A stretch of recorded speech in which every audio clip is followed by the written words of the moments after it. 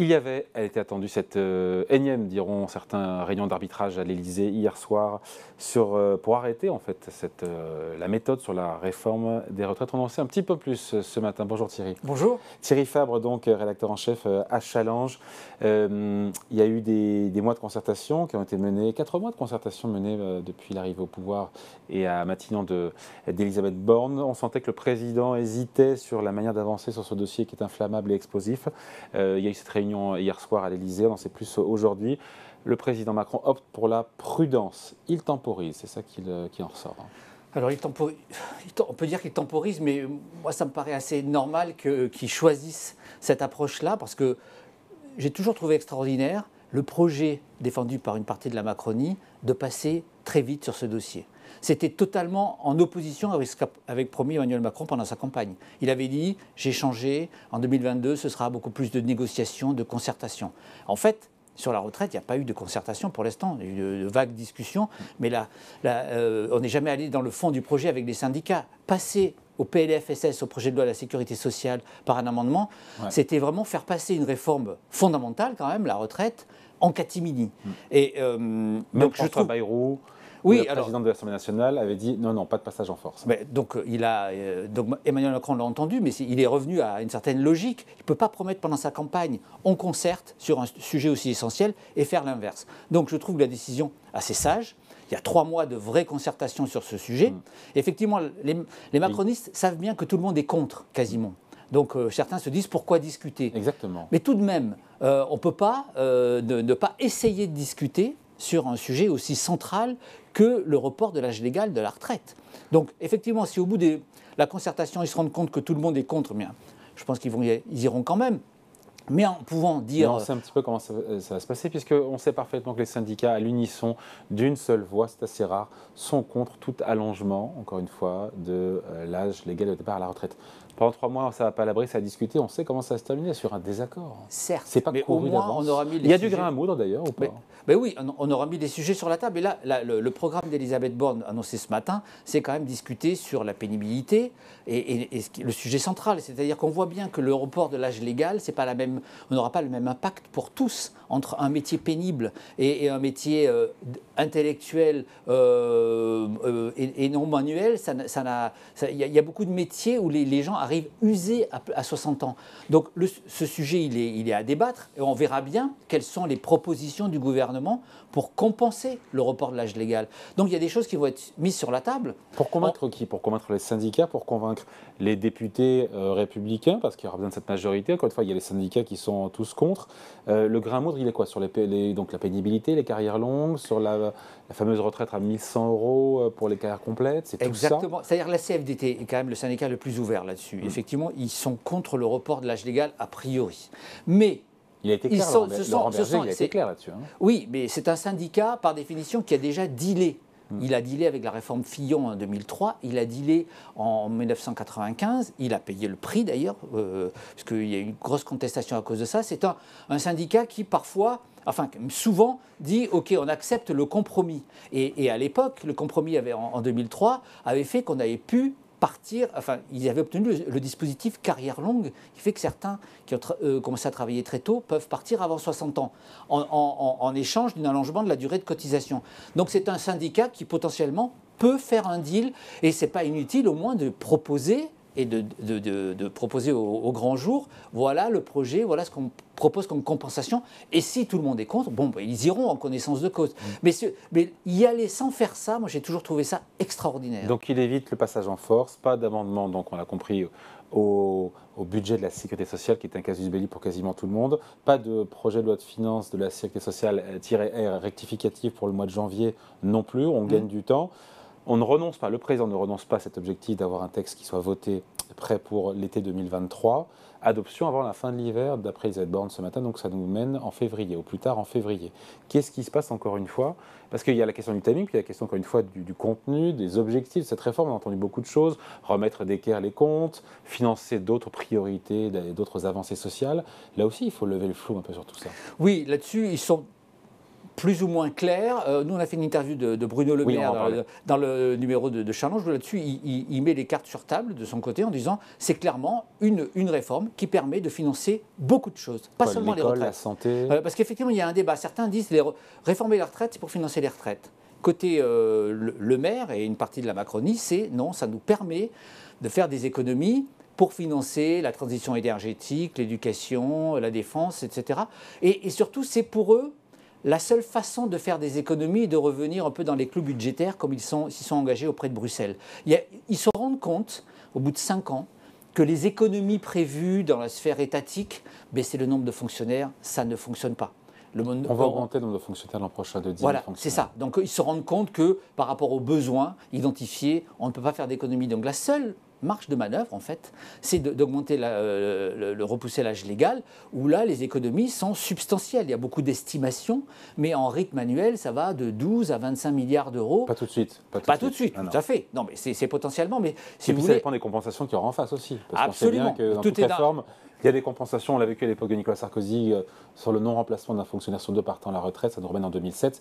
Il y a eu beaucoup de compensations avant que la réforme soit gagnante pour l'État. Exactement. Il faudra voir précisément le projet de loi. Mais potentiellement, repousser l'âge légal comme ça s'est fait sous Nicolas Sarkozy, on a vu qu'au départ, il y a certains surcoûts, il y a une hausse des dépenses de chômage, dépenses d'assurance maladie, mais à terme, ça fait beaucoup d'économies parce que ça fait plus de gens au travail, plus de gens qui cotisent, et donc ça fait plus de rentrées dans les caisses de l'État, ça fait moins de pensions à verser. C'est assez indubitable. Là-dessus, il y aura des économies, mais effectivement, tout dépend des compensations, il faudra faire les comptes, mais il faut bien avoir en tête que c'est leur seule source d'économie. C'est pour ça qu'ils s'accrochent à celle-là. Il a besoin, le président de la République, de cette réforme des retraites pour montrer qu'il a conservé sa capacité à réformer le pays, pour rassurer les marchés financiers. On voit ce qui se passe, on en parlera juste après avec Eric Chanet de l'Institut Montaigne sur la livre sterling, sur les taux britanniques, après l'annonce de baisse d'impôts massive, encore une fois non financée, et pour montrer que l'État n'est pas simplement, encore une fois, là je reviens en France au président, un État nounou, que l'État français n'est pas simplement en mode nounou. C'est d'ailleurs votre couverture de Challenge avec ce projet de budget, une dette qui continue à s'envoler. C'est un peu... Effectivement, on avait le doute sur le projet Macron 2022, beaucoup moins réformateur, beaucoup moins disruptif que celui de 2017. Alors, et les retraites, ce sera le vrai test pour savoir si est-ce qu'Emmanuel Macron reste réformateur ou pas. On verra à la fin de l'année. Pour l'instant, il entame l'assurance chômage, qui est quand même une réforme difficile qu'il va faire. Donc ce sera deux éléments pour juger s'il va au fond ou pas. Et il joue un peu son quinquennat sur les retraites, en fait, parce que c'est une réforme difficile, très contestée. Les Français sont contre, comme le montrent des sondages. Il aura tous les syndicats, la plupart des partis contre. Donc effectivement, s'il a réussi, on pourra dire que le quinquennat sera réformateur. S'il échoue, s'il la repousse, c'est toujours possible, comme la précédente a été repoussée pour plein de raisons, le Covid, mais elle était très contestée. Donc c'est un marqueur très fort de la capacité d'Emmanuel Macron à continuer à réformer le pays. Ouais, avec encore une fois une majorité relative à l'Assemblée, le président qui n'exclut pas une dissolution en cas de censure à l'Assemblée, motion de censure qui suivrait une adoption évidemment de cette réforme des retraites via le 49.3. C'est ce que nous dit Olivier Dussopt ce matin sur LCI. Ça sert à quoi? C'est pour mettre la pression sur les députés Rétif Renaissance, sur les socialistes qui ont voté la réforme Touraine il y a de cela plus de 10 ans, sur les députés LR. C'est un risque qui serait pris d'aller faire voter les Français de nouveau pour avoir une nouvelle majorité ou pas d'ailleurs sur cette question des retraites. Plus de 70% des Français y sont opposés, depuis toujours. Oui, il met un peu les cartes sur table. Il a dit, si il y a une motion de censure votée, dissolution. Ça paraît un peu inéluctable. C'est-à-dire à partir du moment où le gouvernement est discrédité, en tout cas, à cette motion de censure. Le 49.3 ne permettra pas de faire passer ce texte budgétaire? Alors si, non, mais c'est deux choses différentes. Avec le 49.3, on peut faire passer ce texte budgétaire sur les retraites. Soit c'est intégré dans intégré ou pas dans le PLFSS. De toute façon, il y a le 49.3 qui permet de faire passer le projet de loi de budget et un autre texte dans une session parlementaire. Ce qu'il a voulu dire pour la dissolution, c'est le fait que s'il y a une motion de censure, c'est autre chose. Il faudrait qu'une motion de censure soit votée par la majorité. Et donc il faudrait que le RN et la NUPES s'allient contre le gouvernement. Là, sa décision, ce serait de dissoudre mais ça paraît presque naturel, c'est-à-dire qu'à partir du moment où il y a on est rejeté par l'Assemblée, il faut demander au peuple français si effectivement il veut une nouvelle majorité. Ouais, avec tous les aléas et tous les risques que ça Ah, mais engendre. bien sûr. Mais je pense que les souvenirs d'ailleurs de dissolutions récentes, il n'y en a pas eu beaucoup, mais ce n'ont pas laissé de bons souvenirs. Ah ben non, celle de Jacques Chirac était totalement catastrophique. Ouais. Donc effectivement, quand une dissolution comme ça serait extrêmement risquée. Mais enfin, on en est quand même assez loin. Il faut d'abord qu'il y ait une motion de censure qui soit votée. Bon, la couverture, on va la voir du magazine Challenge qui sort aujourd'hui sur l'État nounou. C'est dans le cadre du budget, encore une fois. Mais c'est normal en même temps, il y a un ralentissement économique qui est très très fort, il y a beaucoup d'incertitudes, il faut protéger les Français, d'autres pays le font aussi. Hein. Alors justement, on a un peu insisté dans cette couverture pour dire aux Français, écoutez, regardez, vous êtes quand même pas mal protégés. Souvent, on a tendance à se plaindre en France. Quand on voit la protection dont on bénéficie face à l'inflation, face au Covid, et qu'on se compare en Europe, et encore plus évidemment aux États-Unis, l'État a fait le job. Il l'a fait massivement, ça a coûté énormément d'argent. C'était sans doute nécessaire, mais en tout cas, il l'a fait, et c'est important de le dire. Et alors, la question, c'est que cet État nounou, ces interventions, s'ajoutent à un État déjà très important en France. Et là, on a regardé dans différents domaines à quel point on intervient plus ou on protège plus qu'à l'étranger. Le premier, c'est les retraites. C'est-à-dire les retraites, déjà, elles sont plus généreuses qu'ailleurs. Il y a un indicateur très important, c'est le nombre d'années passées à la retraite. Il est de 22 ans en France, donc c'est quand même important. Il n'a pas cessé d'augmenter. Il est beaucoup plus élevé que chez la plupart de nos voisins. Donc on a un système généreux déjà. C'est la même chose dans l'assurance chômage, dans la politique familiale, même dans les dépenses face à la pauvreté, c'est-à-dire qui sont beaucoup plus importantes, mais qui sont aussi plus efficaces qu'ailleurs. On a un taux de pauvreté plus faible que la moyenne. Donc c'est important de rappeler... Donc quand on se plaint en se disant qu'on n'en a pas assez pour notre argent... Il faut regarder ce qui se passe chez nos voisins. C'est-à-dire que ça peut relativiser la plainte. On a toujours raison de pointer là où ça ne marche pas. On a une école qui ne fonctionne pas. On a un système de santé qui dérive en partie. Donc on ne veut pas dire qu'il n'y a pas beaucoup de problèmes. Mais simplement, globalement, on a un État très protecteur qui dépense beaucoup. Au prix d'un endettement et d'une pression fiscale très importante, notamment sur les entreprises. Ça nous ramène au premier sujet, c'est-à-dire qu'à un moment donné, il faut quand même poser la question du financement de cet État nounou. Et donc la conclusion, c'est qu'il faut continuer il faut sans doute faire des réformes pour limiter le coût, pour au moins rétablir les finances publiques, parce que la question, c'est de financer tout cela.